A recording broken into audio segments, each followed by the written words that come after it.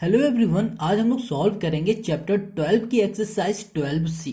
और 12C का जो क्वेश्चन नंबर स्टार्ट करेंगे वो होगा 24। तो क्वेश्चन 24 कह रहा है the diagonals of a cyclic coordinator are at right angle prove that the perpendicular from the point of their intersection on any side when produce backward bisect the opposite side. देखो question क्या कह रहा है कि एक हमारे पास क्या है, एक साइक्लिक कोऑर्डिनेटर है, ठीक है। अब उसके जो डायगोनल है वो क्या हो रहा है, 90 डिग्री बना रहे हैं। यहाँ पर ये देखो, ये 90 डिग्री, ये 90 डिग्री, और यहाँ पर ये भी 90, और ये भी हमारा क्या 90 डिग्री, ठीक है।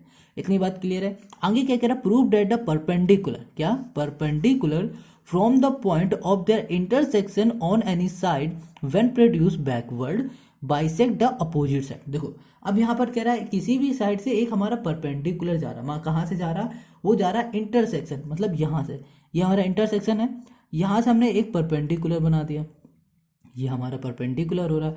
अब ये बैकवर्ड साइड में भी जा रहा है, मतलब यहाँ पर भी हमारा बन रहा है। अब ये कह रहा है कि जो हमारा बैकवर्ड साइड पे बन रहा है, जो ये हमारा परपेंडिकुलर है, तो हमें यहाँ पर प्रूव करके दिखाओ कि जो हमारे पास ये होगा, इसका नाम हम लोग दे देते हैं एम और इसका नाम दे दिया एल। तो देखो बैकवर्ड में ये वाला बना हमारा परपेंडिकुलर, तो जब ये परपेंडिकुलर हमारा बना तो हम लोग प्रूव करना है कि जो डीएम है वो बराबर होगा एम सी के। ये हमारा क्वेश्चन कह रहा है। तो देखो, तो हमें यहाँ पर क्या प्रूफ करना है, तो टू प्रूफ हमें करना है कि जो डीएम है वो बराबर हो जाएगा एम सी के। क्लियर हो गई इतनी बात। अब यहाँ पर क्या हो रहा है कि हमने देखा कि हमने एक बनाया हुआ है परपेंडिकुलर, ठीक है। परपेंडिकुलर है तो इसका मतलब क्या हो रहा है कि जो ओ एल है हमारा, ठीक है, हम लोग प्रूफ करते हैं, प्रूफ ओ एल हमारा परपेंडिकुलर है। किससे परपेंडिकुलर है, इसका नाम हमने ओ कर दिया, ठीक है। ये ओ एल हमारा परपेंडिकुलर है ए बी से, ठीक है, ए बी से परपेंडिकुलर है। तो यहाँ पे लिखेंगे सच दैट एल ओ, देखो यहाँ पर एल ओ लिखो या फिर ओ एल लिखो, यहाँ पर कर दिया हमने L O produce meet C D at M, ठीक है। इतनी बात क्लियर हो गई। अब हमें ये प्रूफ करना है, तो यहाँ पर आते हैं। देखो इस एंगल को हम लोग मान लेते हैं, कौन सा एंगल है, और इस एंगल को मान लेते हैं, ये हमारा 1 एंगल है, ये एंगल है हमारा 2। अब इसे 1 और 2 हमने क्यों माना अभी समझते हैं। और इसको हम लोग मान लेते हैं कि ये वाला जो हमारा एंगल है, ये एंगल है हमारा 4, और ये एंगल हो जाएगा हमारे पास 3। अब देखो कैसे, यहाँ पर हमारे पास ये एंगल और ये एंगल आपस में क्या है, सेम सेगमेंट में, और सेम सेगमेंट एंगल आपस में क्या होता है, इक्वल होता है। तो हम लोग यहाँ पर लिख सकते हैं कि जो एंगल 1 है, ठीक है, वो बराबर है एंगल 2 के। अब रीजन देना पड़ेगा, तो रीजन दे दो angle in the same segment. तो यहाँ लिख दिया इन द सेम सेगमेंट।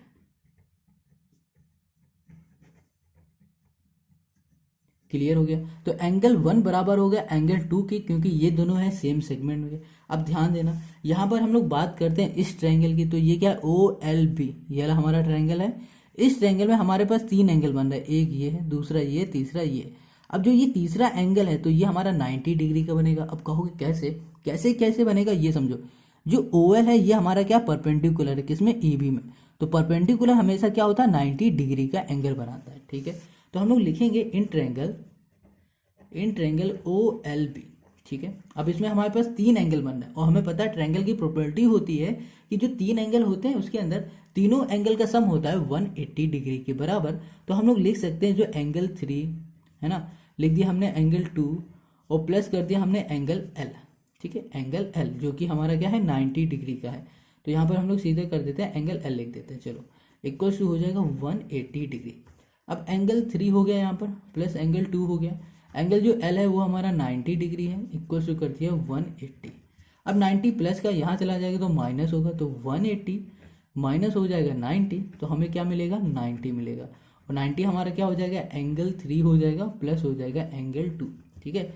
क्या होगा, एंगल 3 होगा और एंगल 2, इन दोनों का सम होगा हमारे पास 90।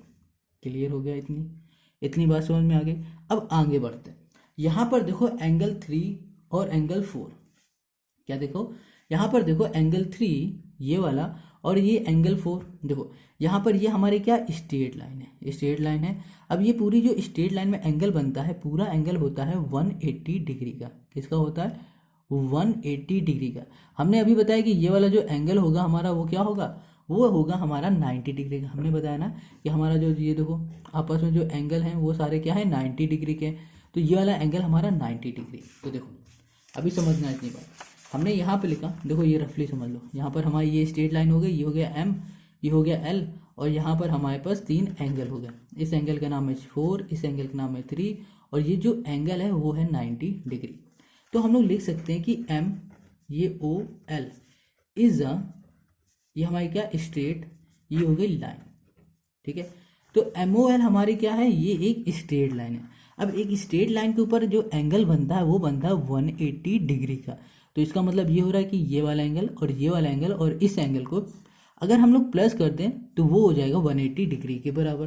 तो हम लोग लिखेंगे जो हमारे पास एंगल 4 है प्लस जो हमारे पास एंगल 3 है प्लस जो हमारे पास एंगल ये वाला बीच का है, वो एंगल क्या है हमारे पास 90 डिग्री का। तो बीच वाले एंगल का नाम हो जाएगा हमारे पास COB, ठीक है, इक्वल टू हो गया 180 डिग्री, और ये वाला एंगल है 90 डिग्री का।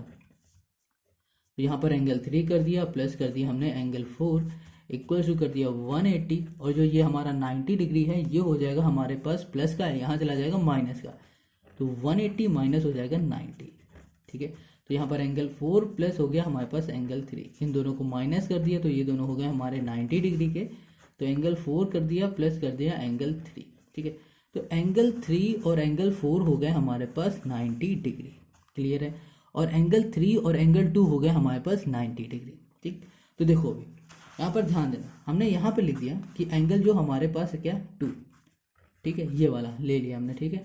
और जो हमारे पास प्लस में एंगल 3, ये दोनों एंगल हमारे 90 डिग्री के हैं, ये दोनों एंगल भी हमारे 90 डिग्री के हैं। तो इसका मतलब क्या हो रहा है कि ये दोनों एंगल आपस में इक्वल हैं, ये दोनों एंगल आपस में इक्वल है, मतलब एंगल 2 प्लस एंगल 3 आपस में इक्वल है एंगल 4 प्लस एंगल 3 के। इतनी बात समझ में आ रही, कैसे इक्वल है ये समझो फिर से। इन दोनों एंगल का सम 90 डिग्री है और इन दोनों एंगल का सम 90 डिग्री है। अब इन दोनों एंगल का सम 90 डिग्री है तो इसका मतलब ये हो रहा है कि ये दोनों एंगल, मतलब ये पूरा और ये पूरा आपस में क्या है इक्वल, ठीक है। तो हमने ऐसे लिख दिया। अब देखो ये हमारा प्लस का, इधर भेजेंगे तो माइनस होगा, तो ये दोनों हमारे क्या कैंसिल हो जाएंगे, बचे क्या एंगल 2 बराबर हो जाएगा एंगल 4 का, क्लियर हो गए। अब एंगल जो हमारा 2 होगा वो बराबर हो जाएगा किसके, एंगल 4 के। तो अब ऊपर देखो कि हमने बताया था कि जो एंगल हमारा 1 होगा वो बराबर होगा एंगल 2 के। हमने बताया था यहाँ पर कि जो एंगल 1 है हमारा वो बराबर है एंगल 2 के, क्लियर है। तो यहाँ पर हम लोग लिख सकते हैं कि हमारा एंगल 1 बराबर है एंगल किसके 2 के, और जो हमारे पास एंगल 2 है वो बराबर है एंगल 4 के। तो इसका मतलब क्या हो रहा है कि हमारे पास एंगल 1 बराबर हो रहा है एंगल 2 के, एंगल 2 बराबर हो रहा है एंगल 4 के। तो ये वाला एंगल 1 वाला बराबर हो जाएगा एंगल 4 के, ठीक है। तो हम लोग यहाँ पर लिख सकते हैं कि जो हमारा एंगल 1 है बराबर है एंगल 4 के। क्यों एंगल बराबर है, क्योंकि ये वाला एंगल भी 2 के बराबर है, ये वाला एंगल भी 2 के बराबर है, तो ये दोनों भी आपस में इक्वल हो जाएंगे, समझ गए। तो एंगल 1 हो गया एंगल 4 के, ठीक है। चलो फिगर में आते हैं। तो एंगल 1 ये हो गया हमारा और एंगल 4 हो गया हमारा ये। अब देखो किसी भी ट्रायंगल में अगर अपोजिट एंगल आपस में इक्वल होते हैं तो उनकी अपोजिट साइड भी आपस में इक्वल होती है। तो इसका मतलब ये हो रहा है जो एंगल 4 है उसके अपोजिट है कौन सी साइड, MC, और जो हमारे पास एंगल 1 है इसके अपोजिट कौन सी साइड है, ये है OM। तो ये साइड और ये साइड आपस में हो जाएंगी इक्वल। तो हम लोग यहाँ पर लिखेंगे कि हमारे पास जो साइड है कौन सी, ये हो गई हमारे पास OM, नहीं वो इसके हाँ OM जो साइड है वो बराबर हो जाएगी MC साइड के, क्लियर है। तो ये दोनों साइड हमारी आपस में बराबर हो गए। अगर ये दोनों साइड आपस में बराबर हैं तो हमारी ये वाली साइड और ये वाली साइड भी आपस में बराबर होगी। तो यहाँ पर सिमिलरली कर देते हैं, जो हमारी OM है वो भी इक्वल हो जाएगी किसके, MD के, क्लियर है। अब देखो OM बराबर MD के, OM बराबर MC के, तो MC बराबर हो जाएगा MD के। यहाँ लिख दिया MC इक्वल्स टू MD, यही हमें प्रूफ करना था। देखो यहाँ पर हमने DM लिखा है या फिर MD लिखो, बात एक ही है, हमको ये ही प्रूफ करना था इस क्वेश्चन में और हमने ये प्रूफ कर दिया। तो ये हो गया क्वेश्चन नंबर 24 का सोल्यूशन। अब आते हैं हम लोग क्वेश्चन नंबर 25 में। Question 25 on a common hypotenuse AB, two right triangle ACB and ADB are situated on opposite side. Prove that angle BAC equals to BDC. अब देखो यहाँ पर एक हमने ले लिया है AB, ये हमारी क्या होगी, कॉमन हाइपोटेनस हो गई, ठीक है। अब इसके अपोजिट साइड हमारे पास एक एंगल बन रहा है, ये वाला, ये भी 90 है, और इसके अपोजिट है ये वाला एंगल, ये भी 90, मतलब ये दोनों एंगल हमारे 90 डिग्री के बन रहे हैं, ठीक है। अब ये कॉमन हमारी क्या हाइपोटेनस है, इतनी बात क्लियर है।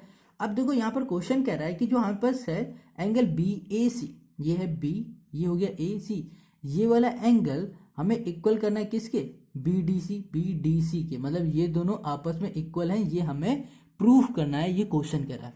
बहुत सिंपल सा ये क्वेश्चन है, ठीक है। तो यहाँ पर हम लोग लिख लेते हैं टू प्रूफ, हमको करना है कि जो हमारे पास एंगल है बी ए सी वो बराबर है एंगल बी डी सी के। क्लियर है इतनी बात। अब यहाँ पर हम लोग करते हैं प्रूफ। देखो यहाँ पर हमारे पास जो एक एंगल है ये वाला है, ठीक है, और ये वाला एंगल है, ये दोनों एंगल 90 डिग्री हैं, क्वेश्चन ने ही कहा। तो हम लोग लिखेंगे एंगल जो ए सी बी है वो है हमारे पास 90 डिग्री, और जो हमारे पास एंगल है ए, या फिर वहाँ ए लिखो और यहाँ पे डी बी कर देते हैं, ठीक है, ये एंगल है, ये दोनों एंगल है 90 डिग्री। अब देखो ये दोनों अपोजिट एंगल भी हैं और दोनों 90 डिग्री हैं। हमें पता है कि अपोजिट एंगल अगर 180 डिग्री के होते तो वो हमारे क्या होते, सप्लीमेंट्री एंगल हो जाते। कैसे, देखो अगर हम इन दोनों को ऐड कर दे तो यहाँ पे हो जाएगा ए सी बी, ठीक है, प्लस कर देंगे एंगल ए डी बी। अब ये दोनों एंगल को हम लोग प्लस करते हैं तो 90 प्लस 90 हो जाता है, तो ये क्या हो जाता है हमारा 180 डिग्री का हो गया। अब 180 डिग्री हो गया मतलब ये हमारे सप्लीमेंट्री एंगल है। सप्लीमेंट्री एंगल का बनते हैं जब हमारा ये क्या होता है, कॉर्डिलैटरल होता है। तो हम लोग बोल सकते हैं कि जो हमारे पास है ए सी बी डी, ठीक है, ये क्या है, एक कॉर्डिलैटर, इज अ कॉर्डिलैटर।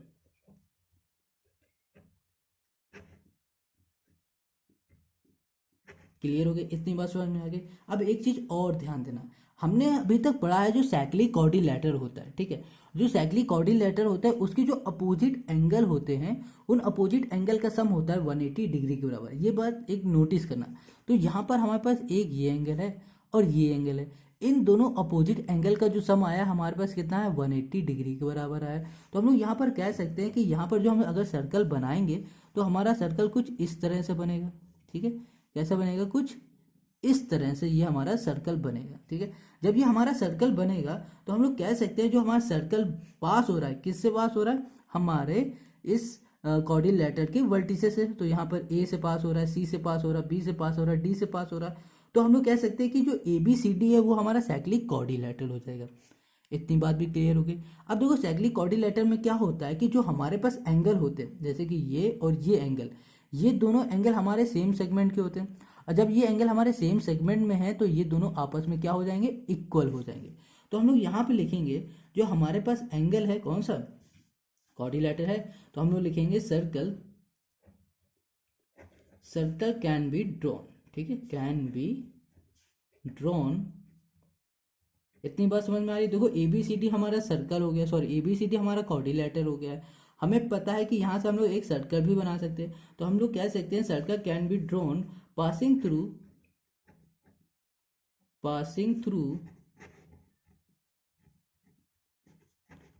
द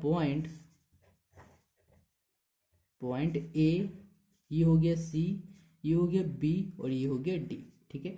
जब हमारा सर्कल किसी भी वर्टिसेस से पास होता है तो हम लोग उसे क्या बोलते हैं, साइक्लिक कॉर्डिलैटर बोल देते हैं। जैसे कि यहाँ पर हमारे पास देखो कॉर्डिलैटर है, अब इस कॉर्डिलैटर से हमारा सर्कल पास हो रहा है तो हमें इस क्या बोलना पड़ेगा, इसे बोलना पड़ेगा साइक्लिक कॉर्डिलैटर। तो यहाँ पे लिखा साइक्लिक, यहाँ लिख दिया A B C D is a cyclic कॉर्डिलैटर।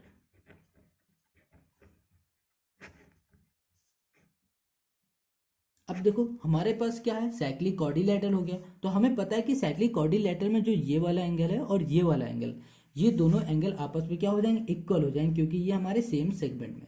बस हमें यही इक्वल करके दिखाना था और यही हो गया हमारा सोल्यूशन क्वेश्चन का। तो क्वेश्चन नंबर हमारे पास जो है 25 वो हो गया हमारा कंप्लीट, ठीक है। फिर से अभी इसे देख लेते हैं। तो जो हमारे पास एंगल है, angle on the same segment, देखो अब यहां पर देखो फिर से आते हैं। हमारे पास क्वेश्चन ने कहा है कि ए बी हमारे पास है क्या, ये हाइपोटेनस है, तो हाइपोटेनस ये हो गया। अब इसके अपोजिट जो एंगल बन रहे हैं ये दोनों हमारे क्या होंगे, 90 डिग्री के होंगे। ठीक है, ये दोनों हमारे क्या है, 90 डिग्री के। जब इन दोनों एंगल को हमने ऐड किया तो वो हो गए 180 डिग्री के। 180 डिग्री तभी बनाता है जब हमारे पास क्या होता है, क्वाड्रिलैटरल होता है। ठीक है, और हमें ये भी पता है कि हमारे पास जो साइक्लिक क्वाड्रिलैटरल होता है उसके अपोजिट एंगल का जो सम होता है वो होता है 180 डिग्री के। तो भैया अगर हम लोग इन दोनों को ध्यान से देखें तो ये अपोजिट ही तो है, इन दोनों एंगल का जो सम आ रहा है 180 का आ रहा है, तो हम लोग बोल सकते हैं कि ये हमारा एक साइक्लिक क्वाड्रिलैटरल है। तो यहाँ पर हमने एक सर्कल बनाया, फिर हमने यहाँ पर लिख दिया कि A B C D is a cyclic quadrilateral. अब हमें पता है कि साइक्लिक क्वाड्रिलैटरल में ये वाला एंगल और ये वाला एंगल हमारा सेम सेगमेंट का है, तो सेम सेगमेंट के जो एंगल होते हैं वो आपस में इक्वल होते हैं। हमको यही प्रूफ करना था। ये हो गया हमारा क्वेश्चन नंबर 25 का सोल्यूशन।